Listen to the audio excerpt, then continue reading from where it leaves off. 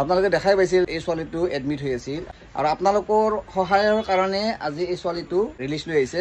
আৰু আপোনালোকৰ আশীৰ্বাদৰ বৰ্তমান তাই সুস্থ আপোনালোকক মই মানে দেখলো এখন বৰ্তমান তাই সুস্থ চেকআপ হৈছে না নাই হৈছে কিন্তু সিলাই হে ৰাখিব এই 1 তাৰিখে চেকআপ কৰা হৈছে আৰু হৈছে চেকআপ কৰিছো দেখো খাই আছে বৰ্তমান সুখী আছে বৰ্তমান চেকআপ কৰা হৈছে বৰ্তমান মানে হাতখন মানে